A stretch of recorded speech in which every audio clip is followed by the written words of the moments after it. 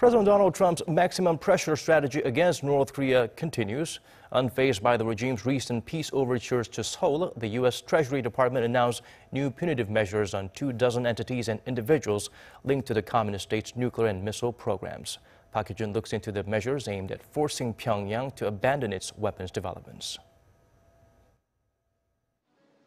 The United States has made it clear that it's willing to come down hard on anyone attempting to help North Korea's weapons programs. The U.S. Treasury Department announced Wednesday that it's imposing new sanctions on 6 North Korean vessels, 9 entities, and 16 individuals from China and Russia that are accused of curbing international efforts to isolate the North.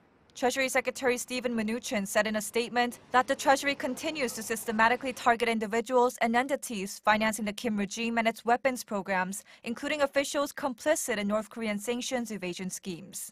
To focus on the regime's financial networks, Washington has sanctioned 5 individuals in Russia and China and 10 individuals linked to the Korea Yeonbong General Corporation, which the United Nations has previously sanctioned. Also among the targets are 2 Chinese firms, Beijing Chenxing Trading and Dandong Jianxiang Trade, which the Treasury accused of exporting goods worth more than $68 million to North Korea and importing goods worth $19 million from North Korea. The recent sanctions demonstrate U.S. President Donald Trump's maximum pressure policy on North Korea.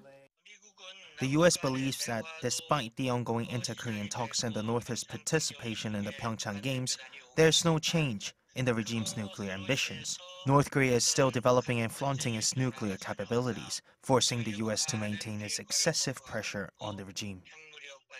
Experts say that the latest sanctions are aimed to bring North Korea to the negotiating table with the United States, as Washington has said multiple times that it is willing to talk to the North under the right circumstances, meaning when the regime decides on the path of denuclearization.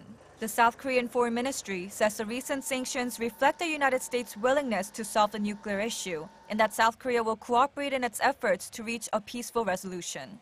Hee-jun, Arirang News.